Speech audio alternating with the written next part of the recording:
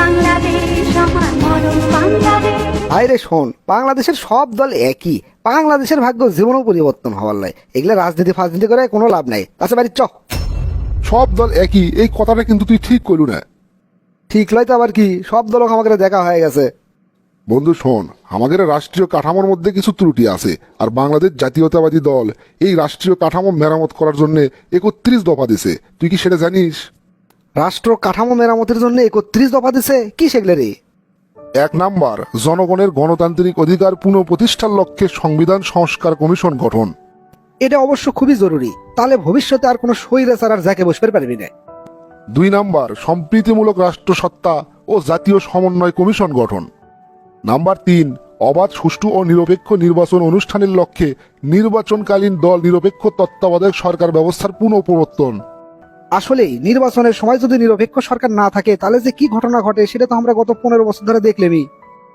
4 number, আইনসভা, মন্ত্রিসভা, রাষ্ট্রপতি, প্রধানমন্ত্রী ও বিচার বিভাগের মাঝে ক্ষমতার ভারসাম্য প্রতিষ্ঠা। নির্বাহী ক্ষমতাগুলোর মধ্যে যদি ভারসাম্য না থাকে তাহলে রাষ্ট্রীয় কোনো প্রতিষ্ঠানই ঠিক মতো ফাংশন করতে পারে না। 5 নাম্বার, প্রধানমন্ত্রীর দায়িত্ব পালনের সময়সীমা অনূর্ধ্ব পরপর 2 মেয়াদ নির্ধারণ। আরে ভাই, এটা তো 18 কোটি বাঙালিরই দাবি। নাম্বার 6, বিভিন্ন বিষয়ে জ্ঞান, দক্ষতা ও অভিজ্ঞতা সম্পন্ন বিশিষ্ট ব্যক্তিদের সমন্বয়ে আইনসভার উচ্চ কক্ষের প্রবর্তন। বাহ, তাহলে তো খুবই ভালো হয়। দ্বিকক্ষ বিশিষ্ট আইন সভা হলে কেউ আর নিজের মন মতো সংবিধান পরিবর্তন করতে পারবি না। 7, সংবিধানের 70 অনুচ্ছেদ সংশোধন। 8, নির্বাচন কমিশন ও নির্বাচন ব্যবস্থার সংস্কার এবং সংশ্লিষ্ট আইন ও বিধি সংশোধন। নির্বাচন কমিশনের সংস্কার তো একেবারে ফরজ হয়ে গেছে, এটা না করলেই লয়।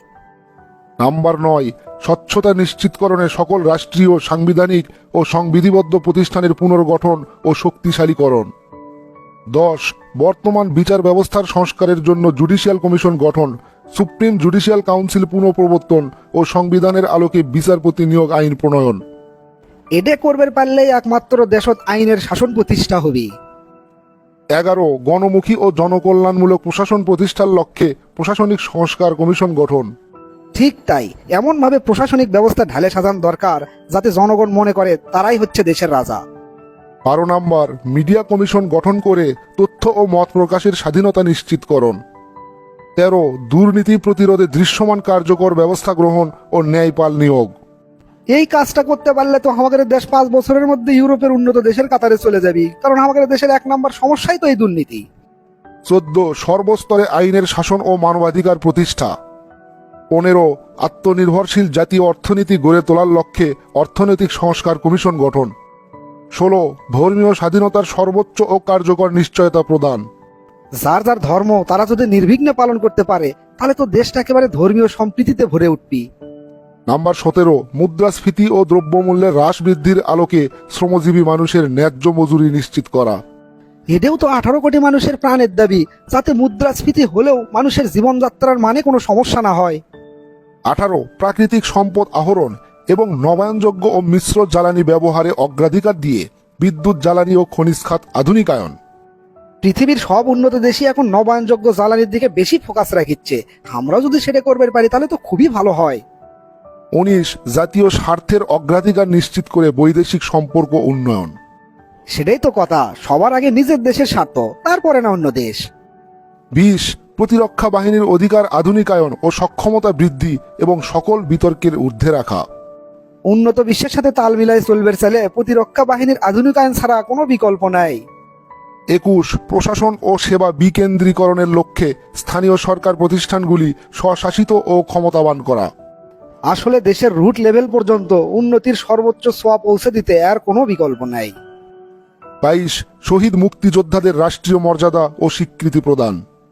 কথা তো সেটাই, খালি জীবিত মুক্তিযোদ্ধারাই সবকিছু পাবি আর যারা মারা গেছে তাদের পরিবার কিছু পাবি না, তারা কোনো সম্মান পাবি না, সেটা তো হতে পারে না। 23, কর্মসংস্থানকে অগ্রাধিকার দিয়ে আধুনিক ও যুগ উপযোগী যুব উন্নয়ন নীতিমালা প্রণয়ন ও বেকার ভাতা প্রবর্তন। বেকার ভাতা প্রবর্তন করতে পারলে সন্ত্রাসী, চাঁদাবাজি, ছিনতাই, চুরি, বাটপারি সব একেবারে জিরোত নামে আসবে ইনশাল্লাহ। 24, নারীর মর্যাদা সুরক্ষা ও ক্ষমতায়নের যথাযথ পদক্ষেপ গ্রহণ। ঠিক ঠিক, কোন জাতির অর্ধেক জনশক্তি সঠিকভাবে মূল্যায়ন না করলে সেই জাতি কোনোদিনই উন্নতির স্বর্ণ শিখরে পৌঁছতে পারবি না। 25, চাহিদা ও জ্ঞান ভিত্তিক শিক্ষা ব্যবস্থা বাস্তবায়নের মাধ্যমে ভবিষ্যতের চ্যালেঞ্জ মোকাবেলায় সক্ষম শিক্ষিত জনগোষ্ঠী গড়ে তোলা।